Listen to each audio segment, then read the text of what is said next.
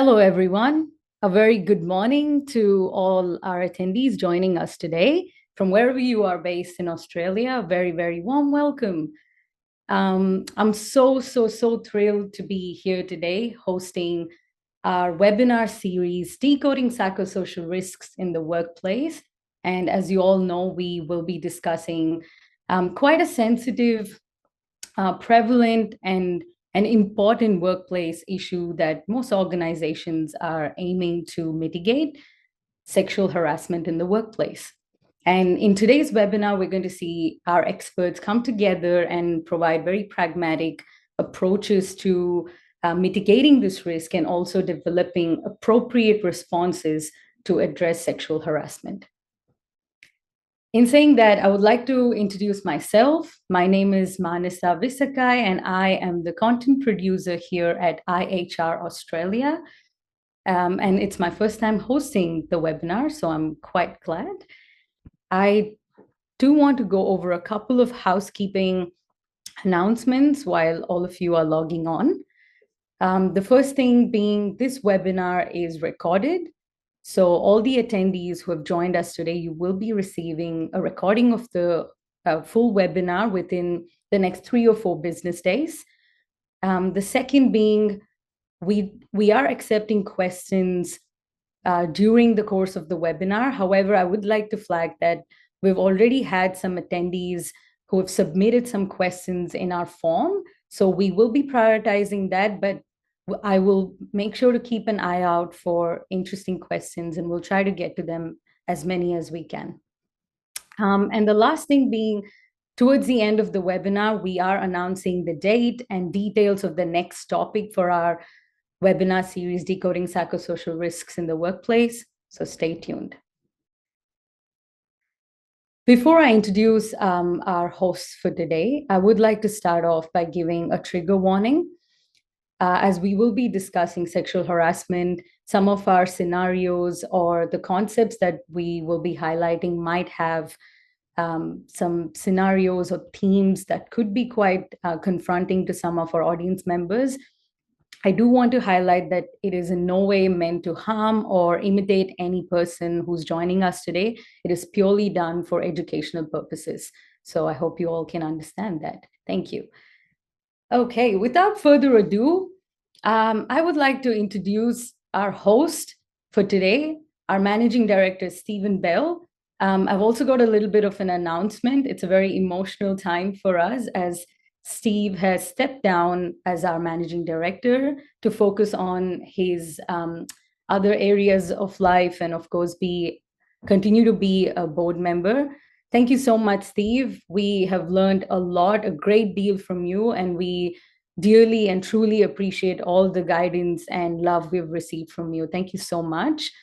And joining Steve is our Perth-based Senior Workplace Relations Advisor and the lovely and dearest Dr. Verena Marshall. Take it away, Steve and Verena. Thank you.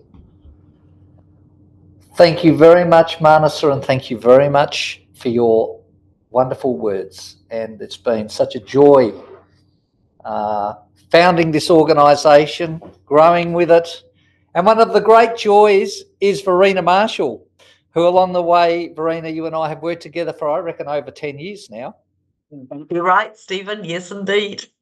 Well, it's quite wonderful to be spending the next hour with you today. And we go way back, and you are someone who's taught about the Bell culture model and has a great knowledge of what IHR Australia really focuses on and values, which is that ultimately our greatest risk mitigator is our culture. And it would be really interesting, I think, for the group to understand a little bit about your background. So would you like to tell us a little bit about your background, Verena? Right. Well, thanks very much, Steve. And well, yes, my background is from an HR. I worked I came to Perth back in the early 1980s and came from 5 years in Europe and working as well in the HR field, continue to work in the HR field. Then I became an academic. and also too went into law. I'd have to say that people said, Verena, why were you a late entrance into the law? I said, because I felt menopause coming on, but you do a law degree, you don't feel menopause at all, and it's wonderful. But it really dovetailed into the world of investigations. I also too found that in the making the decision to leave academia and actually go back into the world of organisations, IHR were a terrific group of people to work with, because you really were my launching pad into full-time investigations. I've been doing investigations since the early 1990s, but I must say, with IHR, I did actually feel that I came to be with a group of people who were like-minded and had that same set of values when it came to doing this work. Well, the feeling is ditto from this side of the fence. So, because I'm on the eastern side of the fence and you're on that western side of the fence. That's right. It was made so much thicker during COVID. But anyway, let's talk a little bit about psychosocial risks today. And I'm going to be really interested to discuss why sexual harassment has become part of the psychosocial risk profile or codes. But I would like to also mention to our participants today that if they wish to get a definition of psychosocial risk, they can go back to our first seminar where Stephen Booker so articulately defines psychosocial risk. So our agenda today, thank you very much from the production room. Today we want to talk about why is sexual harassment a psychosocial obligation. I'll be really interested to hear your views on why suddenly it's become part of the safety portfolio, not just the human rights portfolio. We're going to talk about cultural attributes that prevent appropriate responses to sexual harassment. And, we for very many years at IHR Australia have talked about culture being, as I said, such an important element of risk mitigation. So to all you occupational health and safety experts out there, I want you to really be committed to that. Safety really exerts itself from culture, and working closely with HR is a really important part of your portfolio. Upholding duty of care and positive duty obligations, and obviously we've seen an emphasis on positive duty since the updates to the Sex Discrimination Act. Informal and formal methods of handling complaints, and I think this is really important, and also I want to talk about some of the recommended frameworks, but also informal and formal methods for handling complaints. I'm also going to be interested in your views today about what happens, for example, after we run a workplace investigation. How do we make sure that the complainant, respondent, and anyone involved, the team, can come back from that kind of scenario. So without further ado, I'll start off by asking you, why is sexual harassment, why has it become a psychosocial obligation for leaders?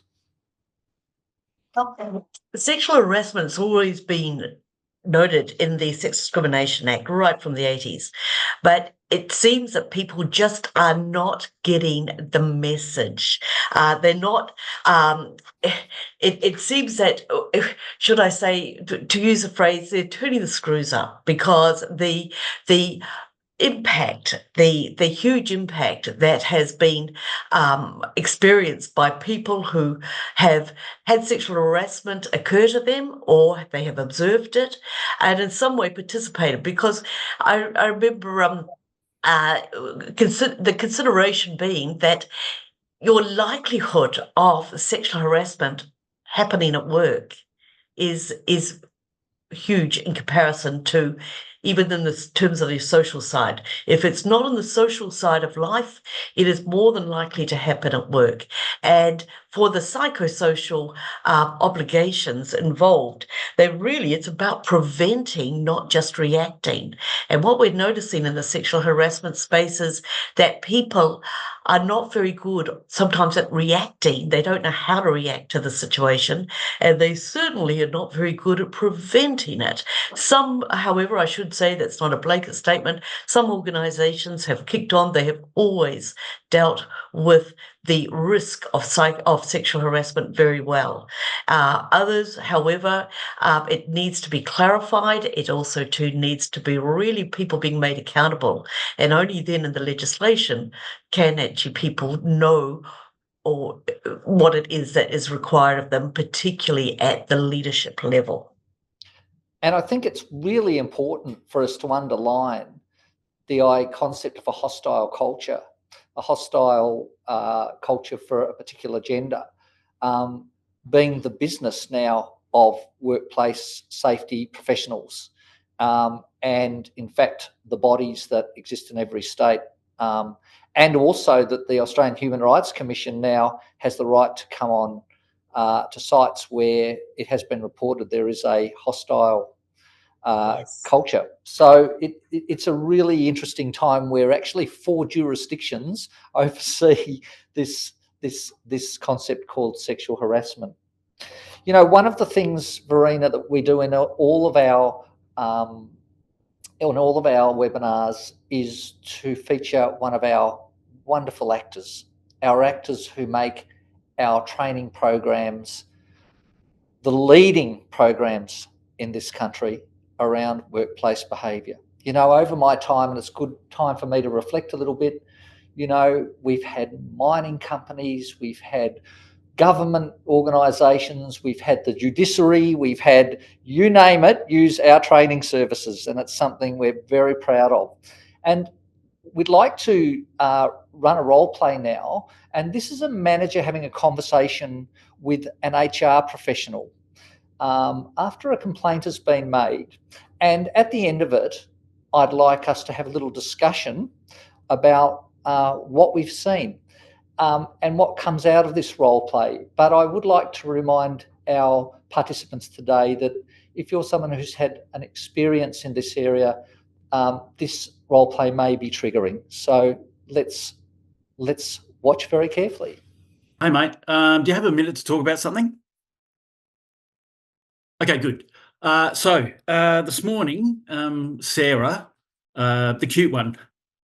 Oh, probably shouldn't have said that, should I? Anyway, that one. She was, she was pretty upset. She said that Phil's been making inappropriate gestures and comments, and yeah. Look, mate, honestly, I've known Phil a long time, and it just doesn't sound like something he'd do, right?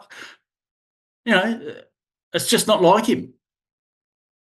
Anyway, look, Sarah was working late last night, and Phil, apparently he was invading a space. Her words, not mine. But she said, let me think. She said, he said stuff like, your boyfriend must be so lucky, and how are you still single? And then he followed her to her car. But look, I'm pretty sure he was just checking on her.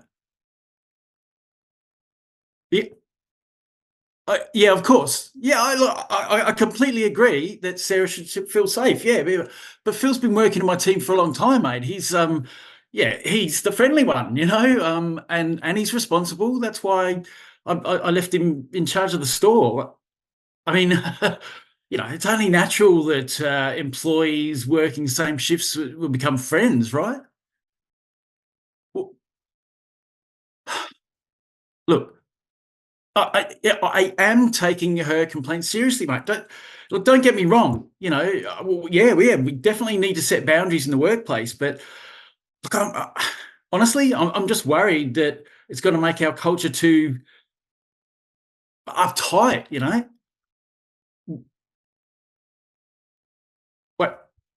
What? What do you mean he's had complaints against him from other team members? Why wasn't I informed of this?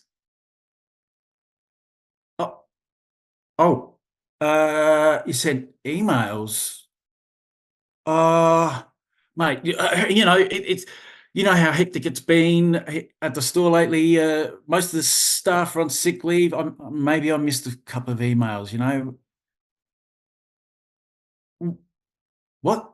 He did what? You can't be serious.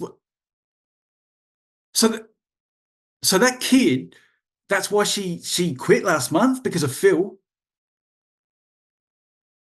Oh, I can't believe that bloke. I thought he was decent, but, well, if he's been misbehaving, need to have a serious chat with him, I guess. But look, just hear me out. I don't want this to escalate. Yeah, look, okay, well, I think Phil could benefit from one of those training on appropriate workplace behaviours that you've been on about, put in one of those training courses. Wait, no, I don't need training, okay? I know what sexual harassment is.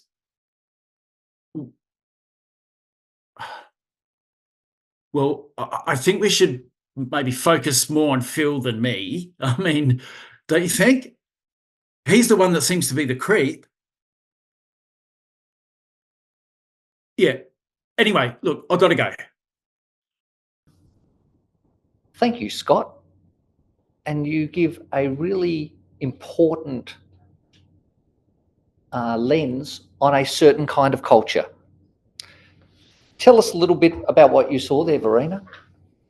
Well, I think I saw a fairly typical reaction from my experience of doing investigations, that very often there's been a complaint, and it's kind of a little bit, like, as you said, I'm taking it seriously, but there is still an area of disbelief, and given who the alleged respondent may be, it's somebody who just wouldn't do that sort of thing. And so we're looking at a scenario where it could be fairly anything goes type culture, and anything like, and we're all in together. I've known this person for a long time. They wouldn't do that. Yep.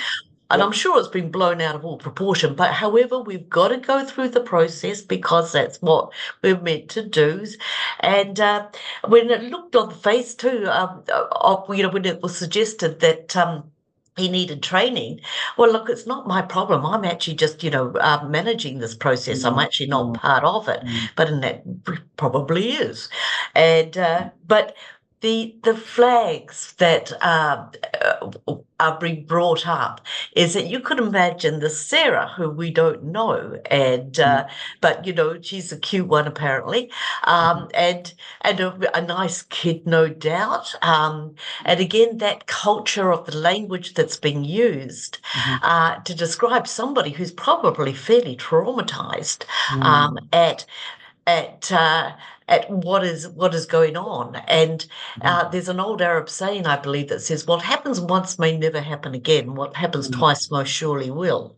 And the flags are out. But from the leadership perspective, did you notice that the manager was all very, very, very, very smiley and what have you initially when he was talking to his HR person, but he got a bit more serious towards the end, and then at the end he was really peeved because he was being challenged, and that he had to be part of what was going on.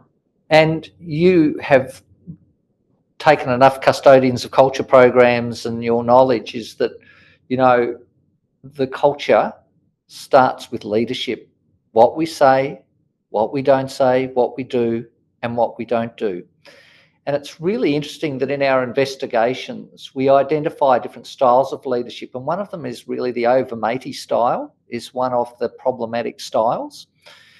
And however hard this might seem, one of the most important pieces of advice to all of our leaders in terms of the types of relationships that they have with their team members is that ultimately you have to be able to terminate somebody without fear or favour.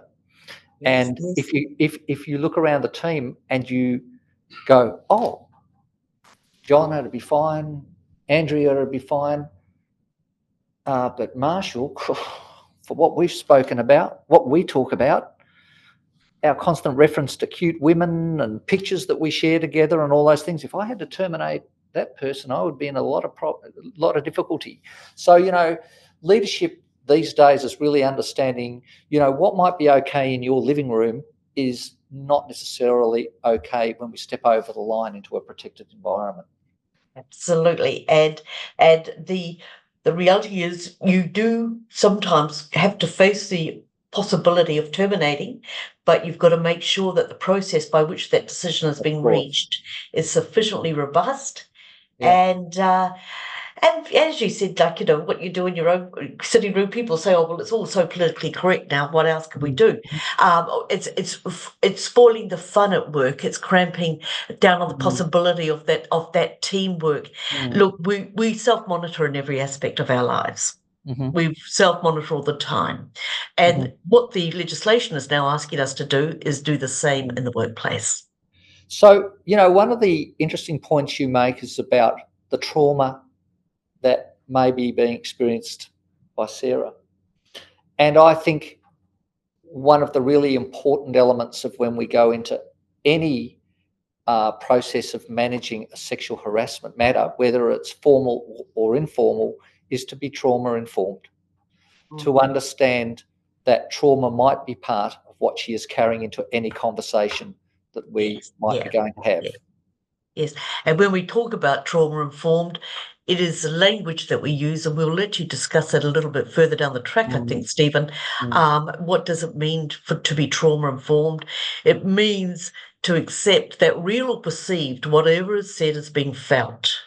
Right. And it very often reflects what is being felt, and we're not there to judge, because as an investigator, I think any time I've ever thought, well, this is a very cut and dried situation, well, it's not going to take long to get to the bottom of this. Guess what?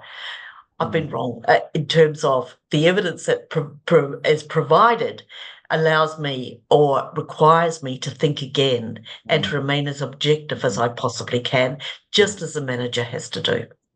So let's talk a little bit about the potential physical and mental well-being impacts on somebody like Sarah.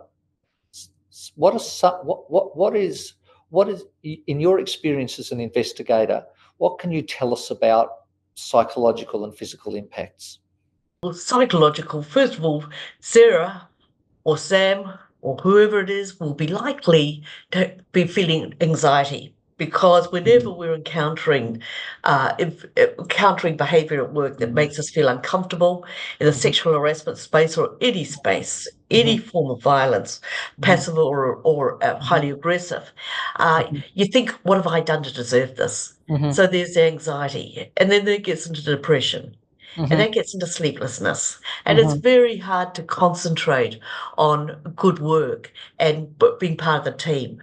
And also to those who are observing it, because quite often people who feel trauma are ones in the workplace who are looking at it thinking, what the heck do we do here? How far does it have to go before we say something?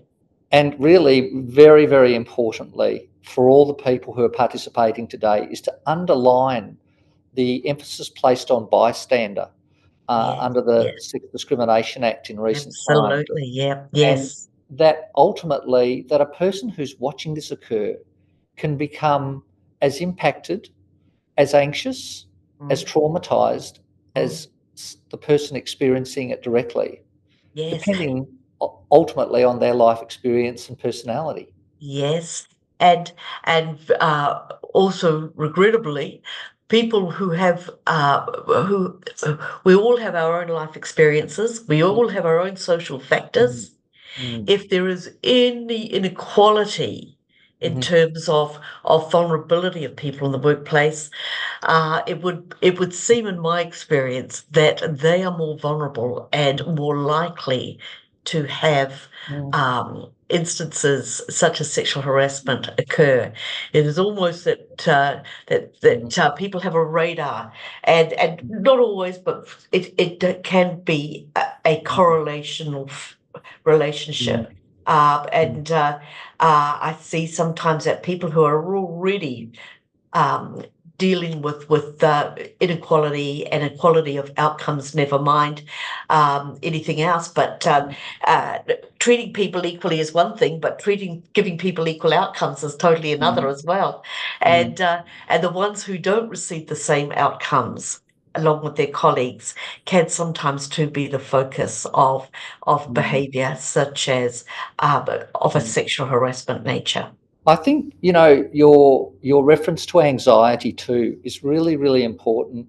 And we will go into this a little more, but I think it's really important for all our professionals out there to understand that the process, especially when it becomes formalised, of responding to a sexual harassment complaint can create significant anxiety, not only for the complainant, but also for the respondent.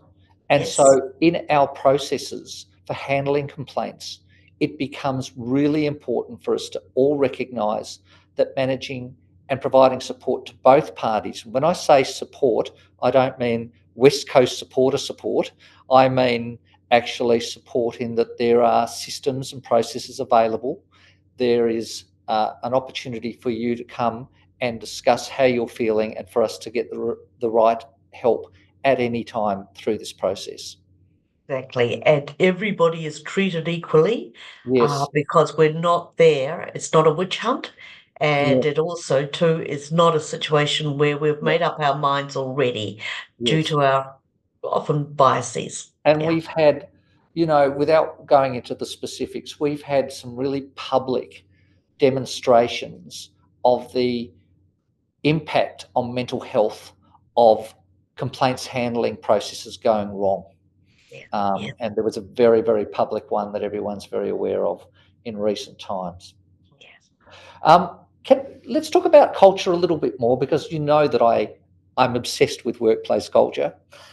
What attributes of a culture prevent an organisation from responding appropriately to sexual harassment? What should we be looking for in our workplace culture that maybe mean that we're going to be obstructed from dealing with sexual harassment when it is identified? Well, when we're looking at attributes, unapproachable management hierarchy. Managers can be very friendly, but still quite remote.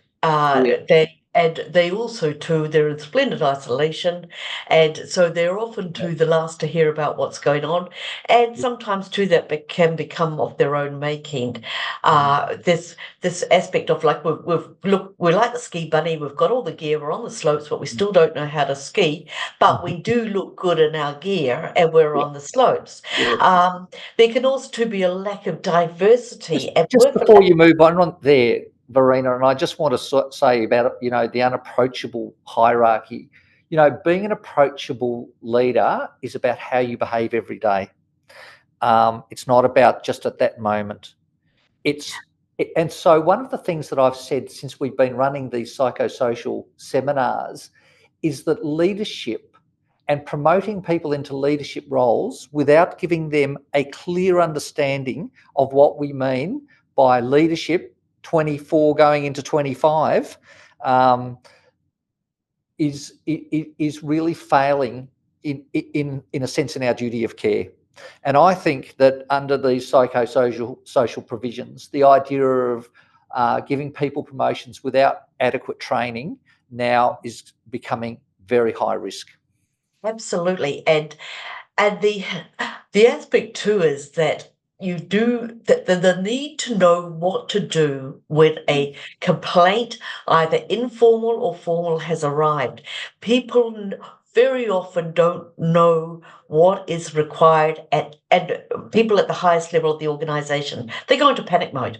Yes. And they're not sure at all what is actually going to go down. And they go into panic mode, and sometimes they don't ask the basic questions like, look, who is complaining? Are they actually in an employment relationship with me? Yeah. Are they a stakeholder? And what do I do here? Who do I need to go to for advice? Plus, as well as that, who do I need to have become involved? So it becomes that process. We all talk about the process, but sometimes people don't know what the process is. And they don't do it often enough. That's why programs, and sorry, I'm going to do a little advertising here, seeing it's my last session as the managing director of the company. I'll do a little advertising that our Custodians of Culture program is so essential as giving leaders the tools that they need to be able to lead on the matter of behaviour in the workplace. Let's go on. Lack of diversity was your next point. That lack of diversity and equality, and when you get a very strong dominance of a particular group in the workforce, of particular qualifications, particular age group, particular social backgrounds, you can then get an emergence of an informal cultural leadership. Yeah. That may or may not be in alignment with what the organisation or the legislation requires. Yep. And and when there's a lack of diversity, but yet there is still some diversity, you then get that vulnerability of people who do not fit in with the mold, who do not feel that they have the same opportunities or outcomes as the majority that are present. And as I said before, people who experience inequality in other parts of their lives are often frequently targeted in the workplace. It's almost like there's a homing zone. And that is what we look at in terms of saying, well, okay, that diversity, you then get more challenges, and you get that momentum then that is from people looking at it from different aspects, but still in support of what the organisation's values are. Verena, I'm really interested in this one lower down. I think we talk about work context, but if we come down to what happens in camp stays in camp, can you tell me a little bit about that? Well, that is again how would you say it's a high level, a code of silence that often occurs, because sometimes too there's always factors which sexual harassment may have more opportunity to emerge, like say for instance, like we know the remoteness, not just of management hierarchy, but remoteness, physical remoteness. There's also that code of silence that we're all adults in the workplace, and therefore they're all grown ups, so the code of silence has to occur. And there are organisations that have a very, very strong sense of that. And also that kind of Adam and Eve in the garden business happens as well, because if the camp happens to be a garden and there's a bit of playing going on, well, you know, who started it? And therefore the ability or the feeling that it's okay to speak out may not occur to the greatest extent.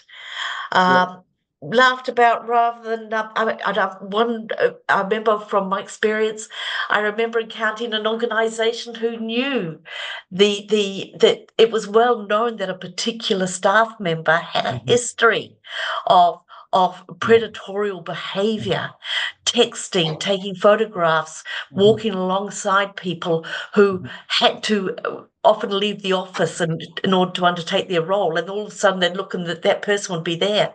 But when I actually said, did you know about this person's history? They said, oh, we considered them to be the informal induction. So if you could get past that person, you could survive in this organisation.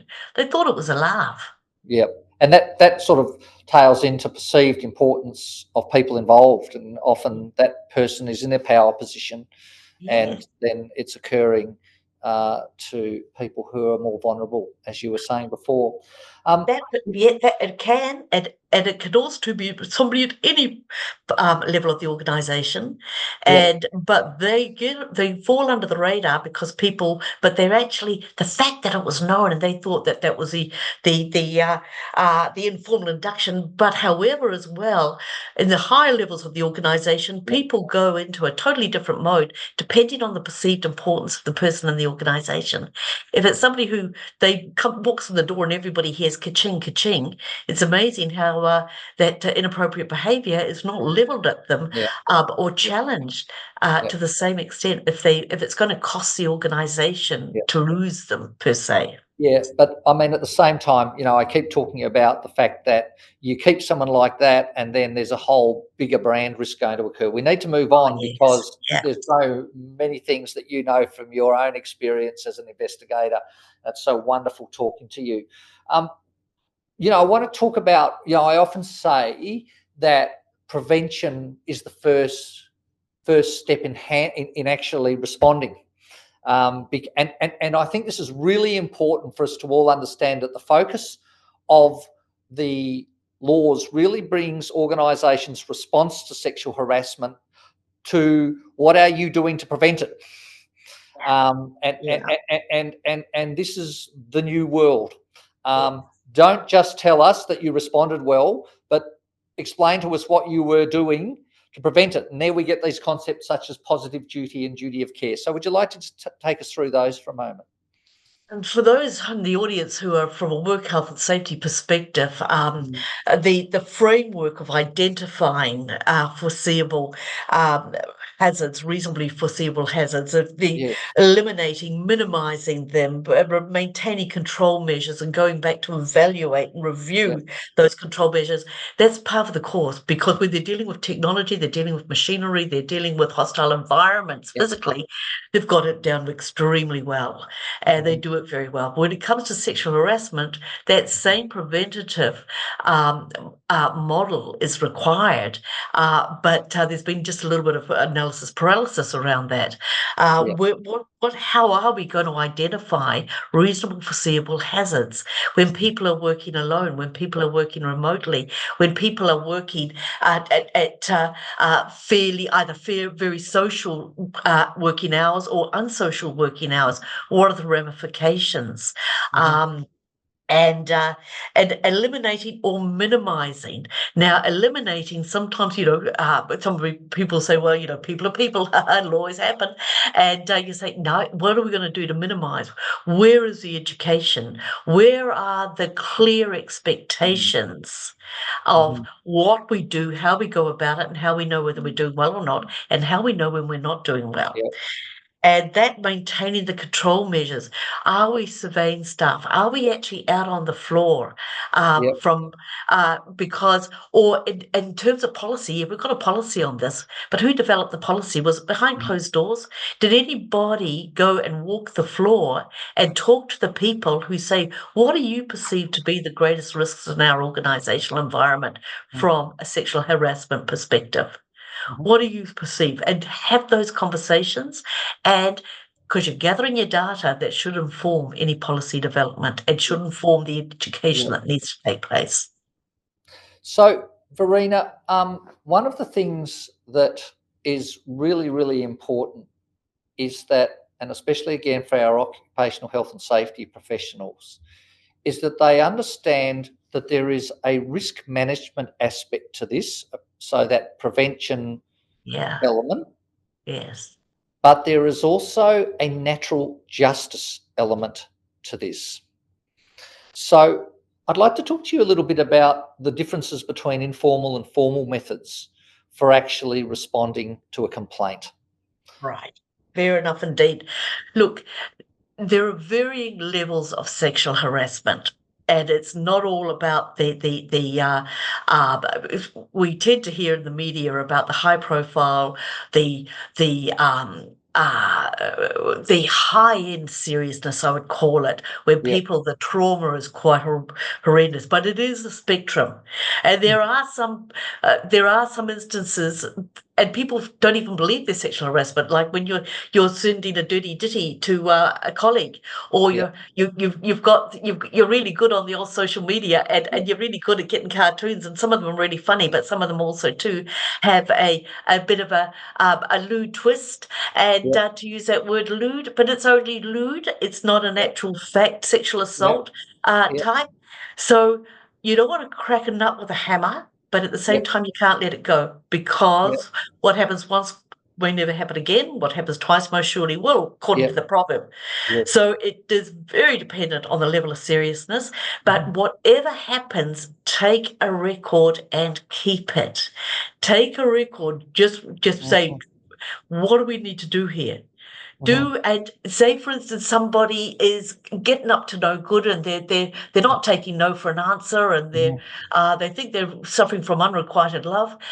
Fair enough, but they need refresher training. They also, too, the group who probably don't want to speak up because it happened last Friday at the pub. They don't want to speak up and have to remove themselves from what is a very enjoyable social networking, which happens in organisations. So get everybody in. You don't read them the riot act, but you read them the policy again. Yes. And then you basically say, this is something that is not okay. You're crossing the line. You can have facilitated discussions too. You can have the manager sit down and talk to them and say, look, but always get both sides of the story, because prevention's one thing, but the process has to be procedurally fair. Rather than going off on a tangent and getting in and reading somebody the riot act, quietly take them aside and say, look, can you tell me what your sense of what occurred?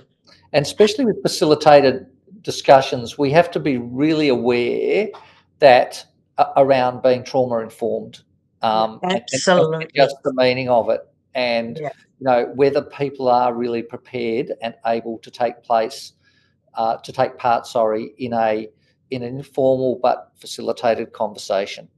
Absolutely, and to be able to say, and trauma informed mean examples, for instance, rather than saying, okay, I heard somebody got up to no good, or I heard something's going down. What happened? Tell me about it. Start from the beginning.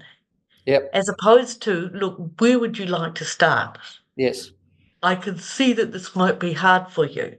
Yes. It may be difficult, but trauma informing that people's ability to recall is not going to go along with the textbook. Yes. And people react to trauma just as they react to any sense of when their security is affected. They react differently. And we cannot make judgments about the way people react, but we can take down what they say. Yes. And it's important to do so. That will then inform you about what is the level of seriousness here. Great. And what about formal? Formal is, again, the importance of taking and keeping a record, because very often the person, and I see this in my own experience, I don't really want to talk about it. Or I can understand it is hard to talk about it, but the quicker you talk about it and you get that evidence, the better, because 2 weeks later they're going to only remember the parts, and 2 years later they are going to be cranky. They will possibly say, I tried to tell you, but nobody would listen. They would possibly say, I felt that I never had the opportunity to tell my story because management was so unapproachable, or management ran for the hills. So I always think, particularly if you're dealing with subcontractors, contractors, you need to establish the relationship in terms of who else needs to know, who has a qualified privilege to need to know. You need to keep a record of it. If the complainant says at this time, I don't want anything done at this time, it depends on the level of the seriousness, because the organisation is going to have to own the complaint and deal with it. You can't unsay what was said. And they may need the support. They need a support person, EAP, all of those supports that are necessary, but the evidence needs to be gently drawn out and be valid, and take the record. If they don't want to write it down, just say, look, this is what we've written, so that they know that they've been listened to. Now, would you like time to think about this in terms of, have we missed anything? Is anything else that's important? Then if it can sometimes too not be just one person who's an easily identified respondent. Do an inquiry, an investigation, just say, we have concerns and issues we need to deal with. We are concerned. Could you please tell us, is there anything concerning you? So that again, information is being drawn. Sometimes from an investigation, yes, a respondent becomes identified, and the organisation has to develop allegations to put to them, again, in a procedurally fair manner. And I'm glad you keep talking about procedural fairness. And, this is one of the really important elements of the IHR approach, is that we in the marketplace retain this significant level of objectivity, not making comment, not getting involved in some of the issues out there that are highly political. And people have often said to me, Stephen, why is it that IHR doesn't want to be, making comment on the Brittany Higgins matter or whatever it might be? And I say, because we are an absolutely objective party in it. Now, that same mentality needs to be the HR department. They need to go in with an absolutely objective view, because, for a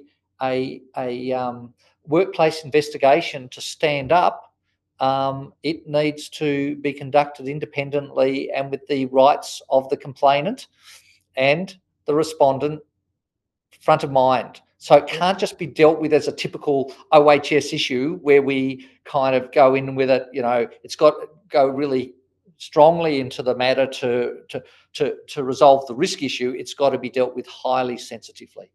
Yes, I mean, that brings in that whole concept of confidentiality, because the problem is, from a senior management and an HR perspective, is that it's often said, oh, well, it's no point letting them know because nothing's done, it's swept under the carpet. Now, it's not an easy, there's no simple answer to confidentiality, but the parties involved, the key parties, do need to be debriefed. They need to know, to the extent as far as the law allows, what happened and what findings were made.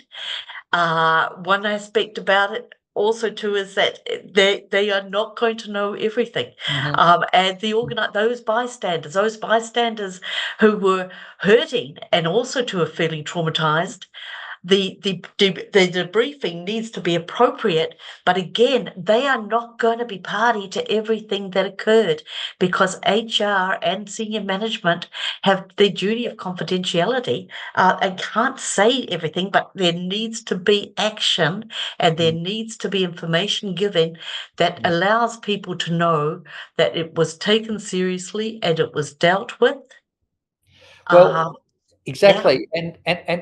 And one of the things that I wanted to move to is, in responding to sexual harassment, is the importance of support systems that organisations need to have in place to protect our people. And I mean people that are going through the sometimes and certainly anxiety provoking and sometimes traumatizing process of having an investigation. Yes. So, what is it that we need to have in place to assist people going through an informal or formal process? Basically, there are some givens that I find that most organisations now, an employee assistance program is a given. The also to the welfare checks, the ensuring that people aren't going to go home alone when they don't have a family member there to support them. Also to ensuring that they've got support people in any meetings, and to part of that support is giving people time to know that they're going to be required to attend a meeting, giving people an idea about what that meeting is going to be, give them an agenda, don't just hit them, no ambushes, making sure that a support person is there, making sure too that they are safe to go home. I have also encountered, which I thought was quite really concerning, is that people who allegedly did something go home and the rest of the staff, their team members and their staff members, are told that they can't contact them. Well, sorry, they can't contact them and talk about the investigation, but of course they can contact them to isolate people, and that must be a long time being at home, especially if you've been stood down. It's especially if you're being stood down. So it's, again, what does procedural fairness look like? It means I haven't made my mind up. And as an investigator, we facilitate, but we're quietly working behind the scenes. But the frontline people are the managers and the HR that work health and safety, and they've got to take care of all parties. And that's also post-investigations, and that's a whole piece on its own, and that's part of our IoT training anyway, that that we run on a regular basis, either online or in each state. What are some of the recommendations to build frameworks to handle such matters? Well, the framework is basically always keep an eye, because of the positive the positive duty. Make sure that your policies weren't last developed and reviewed in 1994, and not even 2004, 2014, or even 2020. Make sure that they are relevant and current. And like any good piece of work, developing a policy is good research. Get in amongst those who are going to have to be able to read the policy, make sure it's possible that they can do so, that they understand the language, and also to what they have to do. What is the process of either informally or formally, and the wisdom to know the difference? What are the indicators? Do you know one of the things that I'm seeing out there now, Verena, is a lot of our clients asking us to take them through a process of consultation with representative staff members, industrial bodies, or whoever it might be, in relation to the way that their complaints handling process looks or their policies look. And I think this is really important, that policies like never before have to be articulated in a way that means something to the teams, not just some legal jargon. Absolutely, and that they make sense. That what they've been asked to do, they can understand what they've been asked to do. Now, some people, organisations, they have fully resourced up HR. My experience though is HR, the better they are, the busier they are. Sometimes they're not actually in the organisational building, they're not in the area. But what do I fully understand what I'm being asked to do, and is it capable of being undertaken? That also too is that if we can't eliminate, can we minimise? And are the control measures that policies delineate, are they realistic? What, given the circumstances of our organisation? And that willingness to we've covered quite a few of the issues on the frameworks, but one aspect is, well, we've got a policy on that, but is the policy alive and well? And are the senior managers alive and well in this space as well in dealing with it? So this information is here for our participants today to look at a later date. But I think one of the most important elements in the framework is also the education, and to ensure that people right across the organisation know exactly the expectation when they perceive that they are experiencing sexual harassment, and furthermore that all the leaders, anyone who is supervising people, doesn't matter whether it's the managing director or it doesn't matter whether it's your most frontline supervisor, they understand the process and what's expected. Doesn't mean that there won't be some bumps along the way, but they need to understand the process. Verena, you're doing such a wonderful job. We have some questions coming through, and I know that Manasa we'd like to go over to Manasa, who's going to share some of those questions with you and draw more on your wisdom. Thank you so much, Steve. And thanks, Verena. That was really insightful. I loved the discussion. I think it was quite important. And we got some really great suggestions and recommendations from you. We really, really appreciate all the work you've done. So I've got some interesting questions. Actually, this was submitted through our form, the registration form. So the first question is, what is the best way to handle anonymous complaints? Anonymous complaints, again, it depends on the context and the content of those complaints. If somebody is going to make an anonymous complaint and it's high-level seriousness, it is not procedurally fair that the person whom they're complaining about has no knowledge of that person, of who that person is. When you're talking about whistleblower complaints, it's very different. It's a whole of organizational, usually systemic issues that are being looked at. When it comes to a personal complaint about somebody's behavior, particularly if it is of sexual nature, then you need to be careful, because two things could be happening: that the person is terrified out of their mind, therefore, and their trauma is huge. So they do need to be supported, and they need to be protected. At the same time, too, you can't throw a grenade in the door and look at all the smoke and not take not be able to say, well, sorry, but I've actually just, I've thrown out, I've sprayed over everybody, and one person or two people in particular, and therefore, but I'm not going to tell you, but don't tell them who said so. I'm afraid in an organisation that doesn't work, because a person usually does need to know. And as an investigator, for instance, I would need to know. I would need to know who it was who was complaining, because there could be all sorts of reasons and biases there that may explain why they feel so strongly about alleged behaviour in a certain situation. So anonymous, if it's not of a whistleblower variety, I don't do anonymity, and I don't think that it only very, very unless I was really concerned about the person's safety, and there were other people too who were willing to come up and who were also to be able to provide evidence that allowed me as the investigator then to get a sense of what was happening. But normally it cannot be. With obligation also too is inherently there is protection and prevention, but it cannot be used as a weapon against somebody either. And yeah, people are scared sometimes to do so, but at the same time, if you're too scared to, then as a senior leader, I would be very concerned if somebody felt that they were not safe in making themselves known about what happened. But again, there's no one size fits all for that particular situation, but it would have to be very much an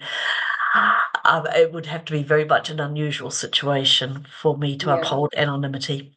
Yeah, that's a really tough one, I have to say, but you answered it very well. Thank you. I've got another question, and I'm sure you can use your years of experience as an investigator for this one. How do you navigate sexual harassment claims when investigations find it unsubstantiated? That is a hard one, and that debriefing to parties is extremely important. Then, it's again the sensitivity. However, when somebody makes a complaint, you've asked a question, you've got to handle the answer. Being an independent person, you look at, on the balance of probabilities, what is more likely than not that occurred, and you don't know the parties. You have all care, but you also don't have control over the workplace. So you do your best to do the best research. From an investigator's point of view, people may not like my findings, but my concern is that the methodology has been sufficiently robust to be able to come to those findings and to stand up in support of those findings. When it is, however, that it's been unsubstantiated, it is a hard one. It is hard because people find it very, very difficult to settle down and work together. The debriefing, very often you'll find one party may leave, and it's sad. But however, so long as the debriefing includes the extent to which it was not a cover-up, but the extent to which the research went. Okay. Yeah. Wonderful. Sorry, Verena, I think I want to squeeze in one more question, if that's okay with you. We got a really interesting one today.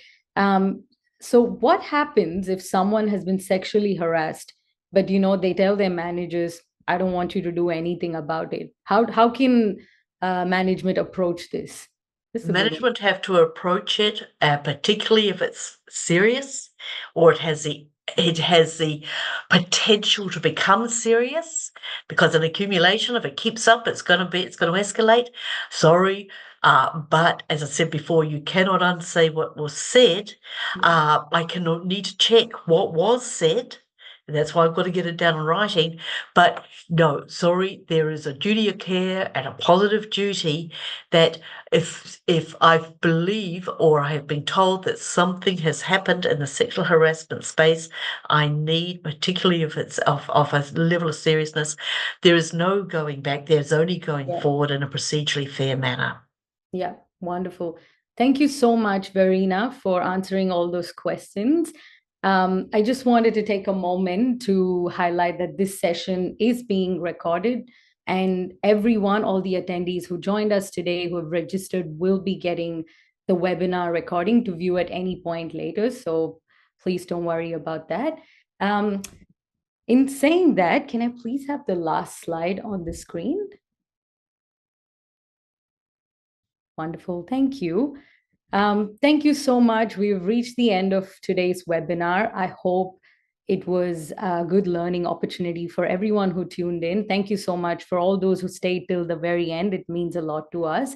And in saying that, I do want to direct all your attention to our survey. As you can see, please scan the QR code and take a couple of moments. We only have 2 questions in there, so it won't take you more than a minute to answer how the webinar experience was for everyone today.